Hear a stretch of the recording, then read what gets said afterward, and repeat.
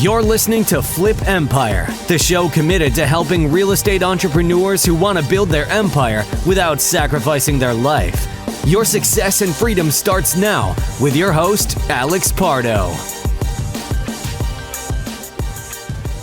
What's going on, everyone? Alex Pardo here. I want to thank you and express my gratitude for you tuning in to episode 707 here on the Flip Empire Show. I appreciate all the love, appreciate all the support. Those of you who have tagged me on social media or reached out about the podcast and just the different things going on in my world. So really, really appreciate, and I never take you or comments like that, you taking the time for granted. So guys, I was out on a walk this morning and just kind of thinking about what I wanted to share on the podcast. And as often, sometimes I get downloads when I go on these walks, and when I go on these, what I call think walks.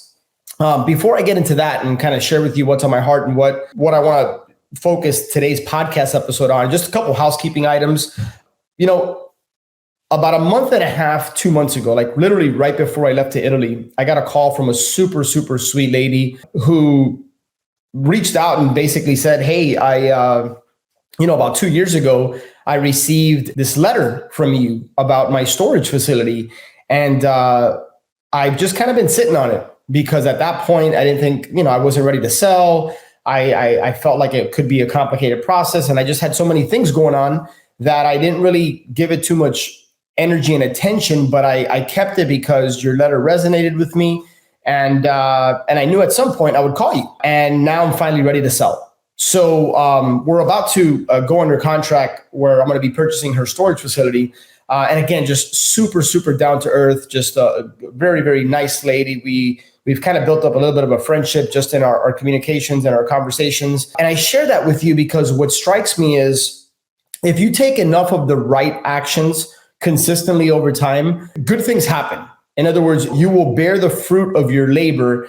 And this was a direct mail piece that I sent back in, I want to say it's January or February of 2021, which is a month or so after I decided to transition from single family into storage. And that was the first action items I took, was sending out direct mail campaign.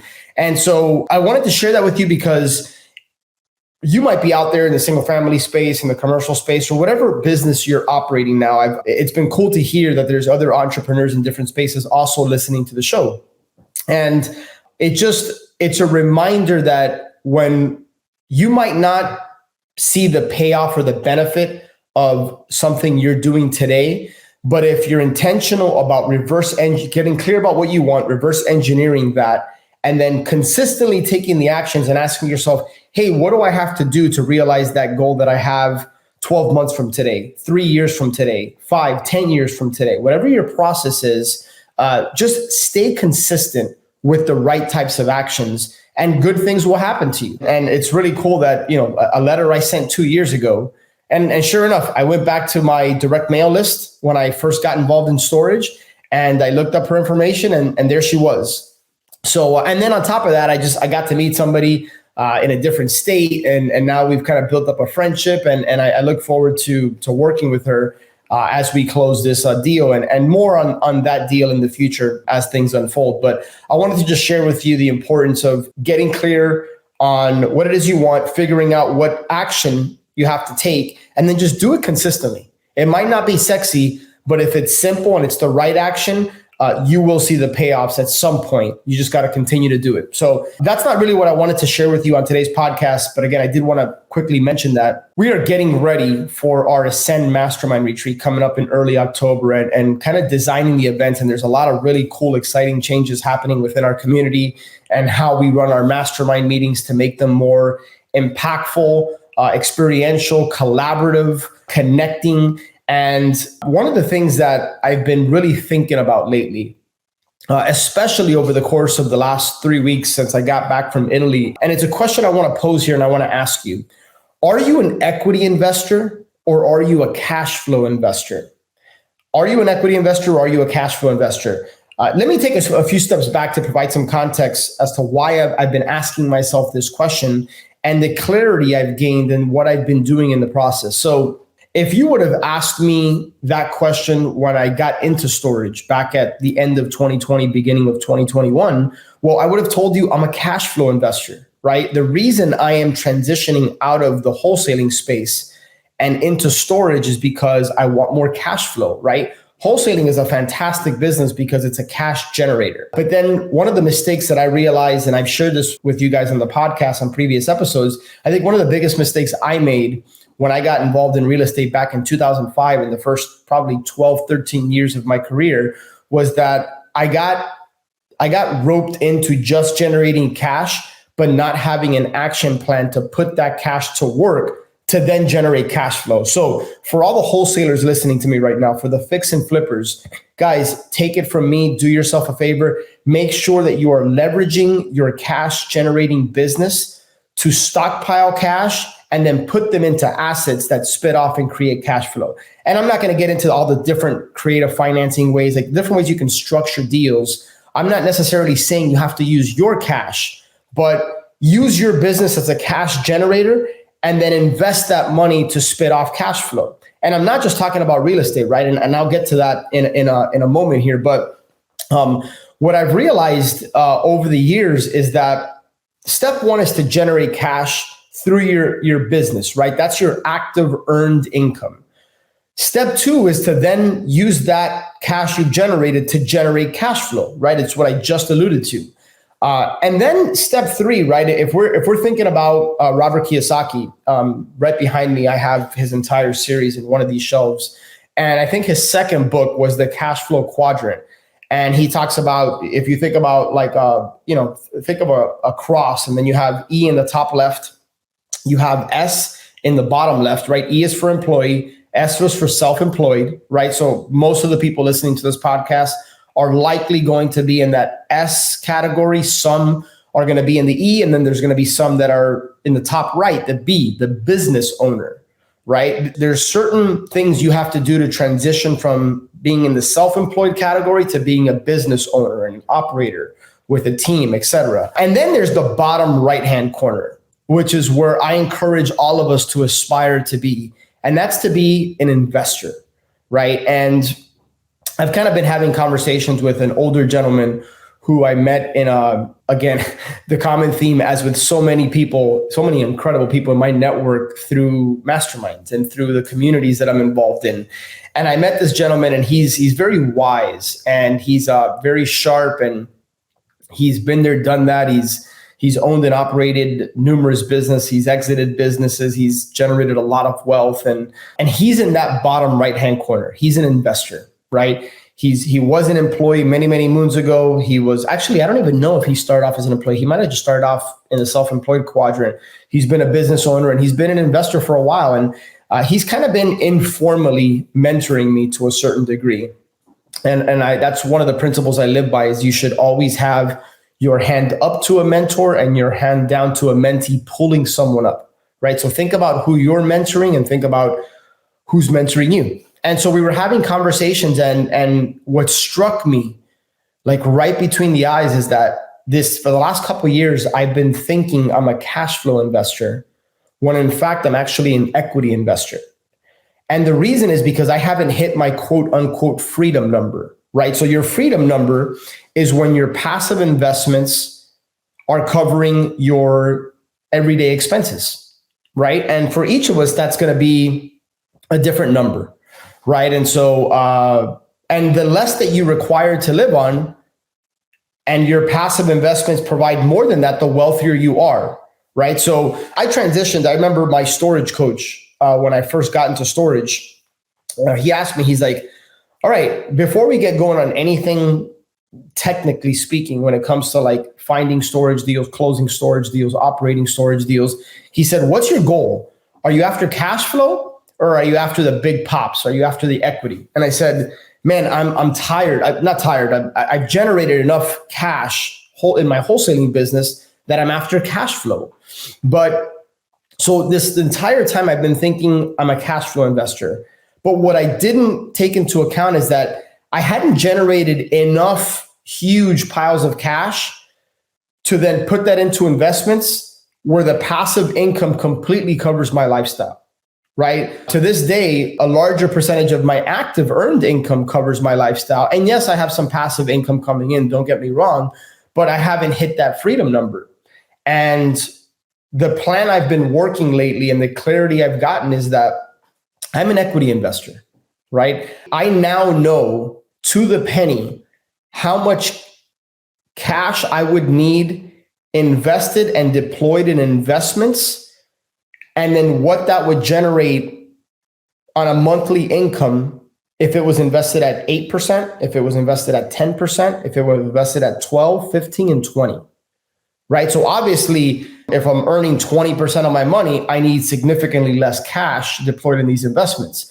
If I'm earning 8% on my money, I need the higher end of that cash. So think about what your monthly expenses are to live your current lifestyle, and then think about what your monthly expenses would be to live your desired lifestyle.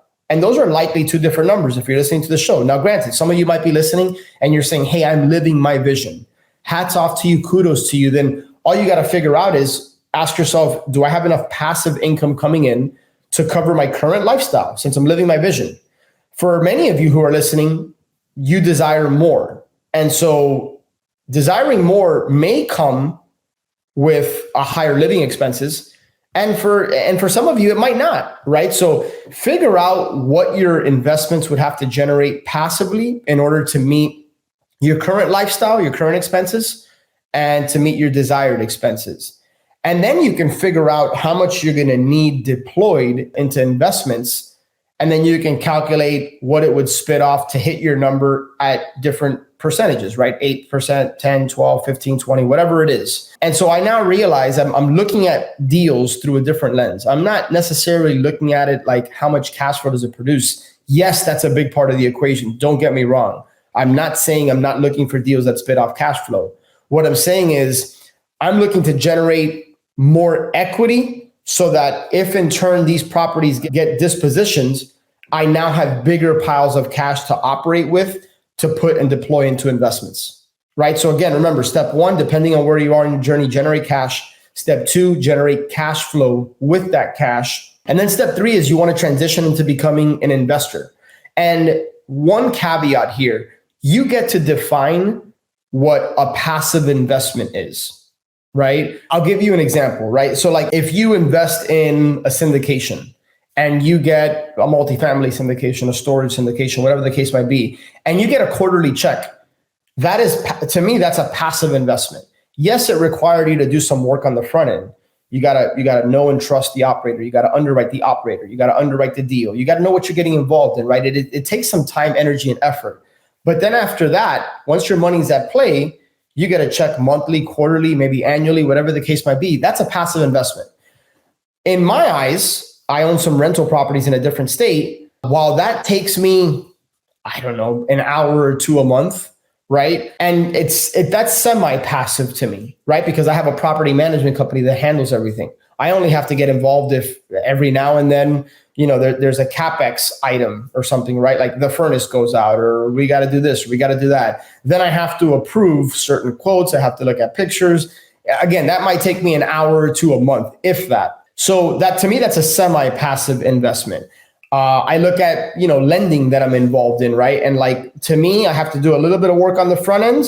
And then that's another semi-passive activity. So you get to define what passive is and what isn't passive. If you're a landlord and you're the one actively involved in collecting rent and handling this and handling that, that's not passive at all to me, right?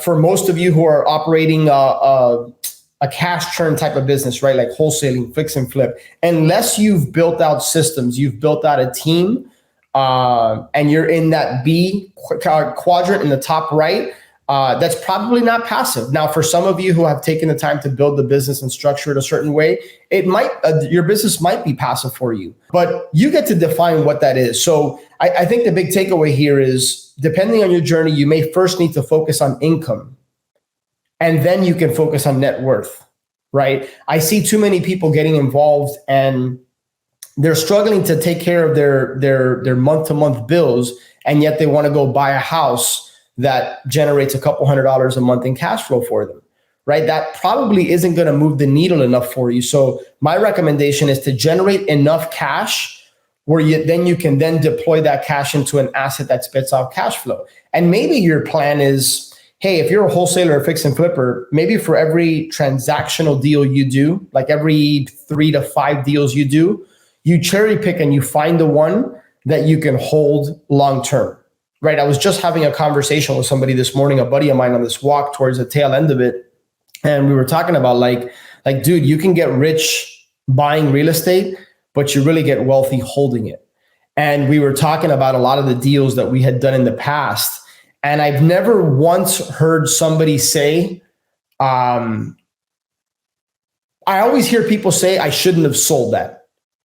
I don't hear often, I'm glad I sold it. Now, with that being said, like I think about deals, like there's an area in Miami called Westchester. And I remember back in 2013, 14, 15, and 16, we used to crush Westchester. Like we used to wholesale, I don't know, a handful of deals a month in those areas. And I remember I had, 6 or 7 specific buyers that loved the 33165 zip code. That's Westchester. And I remember we used to contract these houses for anywhere between 90 to 130,000 on average. And we used to wholesale them for 150, 160, 175, 180, kind of in that range. Those houses today, I mean, I haven't run comps, but those houses today are anywhere between probably 5 and 800,000, right? And I think about, at that time, like I needed that 10, 15, 20, $25,000 pop. Like that's what kept the business going. That's what fed my family. And so I don't regret it. But if I would have been in a position to wholesale 3 or 4 and keep one, figure out a way to keep one, think about how much wealthier I'd be from an equity perspective and the cash flow that I would have been generating. So anyways, hopefully this conversation kind of stirs up some things inside of you, and ask yourself, are you an equity investor or are you a cash flow investor? I've had clarity that this whole time I've been thinking I've been investing for cash flow when I really need to be more investing for equity because I yet haven't hit that freedom number. So figure out what your freedom number is, and then reverse engineer a plan and ask yourself, how do I need to go about acquiring assets that spit off enough cash flow? Or what do I need to do in my active, from an active income perspective within my core business to generate cash? How much cash would I need to then deploy into assets that spit off cash flow? And don't get so aggressive where you don't factor certain things in, like operating expenses. Like, so, if you say, hey, I'm going to buy a house for $100,000 and it's going to cash flow X, make sure you're taking 30, 35, 40% off in operating expenses, right? Taxes, insurance, maintenance, vacancies, etc.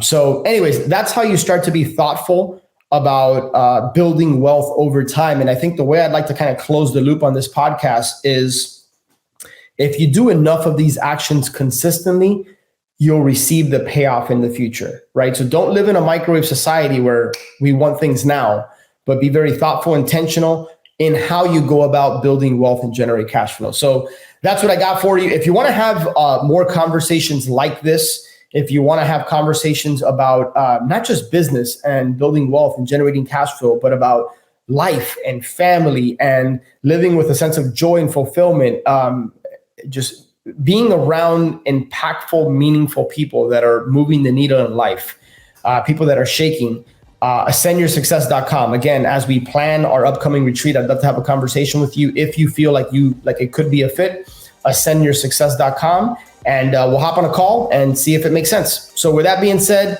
I hope you have a blessed, incredible day. Go out there, consistently take the right action, surround yourself with the right people, and smile. Life is too damn short for you guys to be taking things so seriously. So go out there and make things happen. I will connect with you on the next show. Take care. One last thing before you go. If you have been listening to the show for a while and or you have been getting value from the show, I would be 100% honored if you would share this show with a friend, or maybe share it with somebody that you think could benefit from this. It's my mission, it's my cause, it's my purpose through Flip Empire to impact and touch people's lives, to help people and in their businesses. So it would be an honor if you would be willing to share this episode. And one last thing, make sure that you're subscribed so that you get notified every Monday and Thursday when shows get released. I look forward to connecting with you on the next one. Until then, have a great day.